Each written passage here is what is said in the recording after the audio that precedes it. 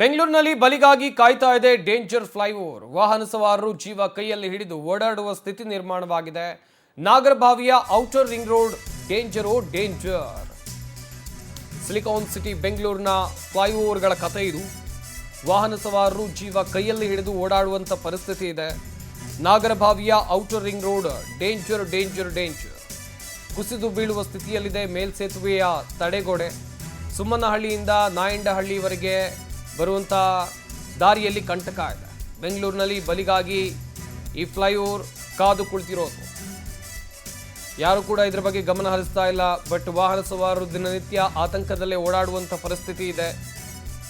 ಆದರೂ ಕೂಡ ಯಾಕೆ ಆಡಳಿತ ಮಾಡ್ತಾ ಇರೋರು ಈ ಬಗ್ಗೆ ಗಮನ ಹರಿಸಿಲ್ವಾ? ನಿಮ್ಗೇನು ಕಣ್ಣಿಗೆ ಕಾಣಿಸ್ತಾ ಇಲ್ವಾ? ಇಂಥ ದುಸ್ಥಿತಿ ಇದ್ರು ಪ್ರಯಾಣಿಕರ ಜೀವದ ಜೊತೆ ಚೆಲ್ಲಾಟವಾಡುವ ಕೆಲಸ ಆಗ್ತಾ ಇದೆಯಾ? ನೋಡ್ತಾ ಇರಬಹುದು ದೃಶ್ಯಗಳಲ್ಲೂ ಕೂಡ ಹೆಂಗಿದೆ ಫ್ಲೈಓವರ್ನ ಸ್ಥಿತಿ ಹೇಗಿರಬಹುದು. ತಡೆಗೋಡೆ ಕೆಳಗೆ ಬಿದ್ದೇ ಹೋಗ್ಬಿಟ್ಟಿದೆ. ಇಂಥ ಪರಿಸ್ಥಿತಿ ಇದೆ. ಕೆಳಗಡೆ ಹೋಗೋರ್ಗೂ ಆತಂಕ, ಮೇಲ್ಗಡೆ ಹೋಗೋರ್ಗೂ ಆತಂಕ.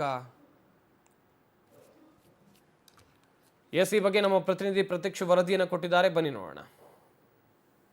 ಬಿಡಿಎ ಅಧಿಕಾರಿಗಳ ನಿರ್ಲಕ್ಷ್ಯಕ್ಕೆ ಅಂಡರ್ಪಾಸ್ ಕಾಮಗಾರಿಯಲ್ಲಿ ಇಬ್ಬರು ಕಾರ್ಮಿಕರನ್ನ ಈಗಾಗಲೇ ಬಲಿ ಪಡೆದಿದೆ. ಆದರೆ ಈಗ ಮೇಲ್ಸೇತುವೆ ಕಾಮಗಾರಿಯಲ್ಲಿ ಮತ್ತೊಂದಷ್ಟು ಜನರ ಬಲಿ ಪಡೆಯೋದಕ್ಕೆ ಬಿಡಿಎ ಅಧಿಕಾರಿಗಳು ಕಾಯ್ತಿದ್ದಾರೆ ಅನ್ನೋದಕ್ಕೆ ನಿದರ್ಶನ ಈ ಒಂದು ಫ್ಲೈಓವರ್ ಅಂತಲೂ ಕೂಡ ಹೇಳ್ಬೋದು. ಸದ್ಯ ಇದು ಗೊರಗುಂಟೆಪಾಳ್ಯದಿಂದ ನಾಯಂಡಹಳ್ಳಿಗೆ ಹೋಗುವಂಥ ಔಟರ್ ರಿಂಗ್ ರೋಡು. ಎಕ್ಸಾಕ್ಟಾಗಿ ಏನು ನಾಗರಭಾವಿ ಸರ್ಕಲ್ ಏನಿದೆಯೋ ಆ ಸರ್ಕಲ್ ಬಳಿ ಇರುವಂಥ ಮೇಲ್ಸೇತುವೆ ಔಟರ್ ರಿಂಗ್ ರೋಡ್ನಲ್ಲಿ ಸಾಕಷ್ಟು ಪ್ರತಿನಿತ್ಯ ಕೂಡ ಲಕ್ಷಾಂತರ ವಾಹನಗಳು ಕೂಡ ಸಂಚಾರ ಮಾಡ್ತಾರೆ.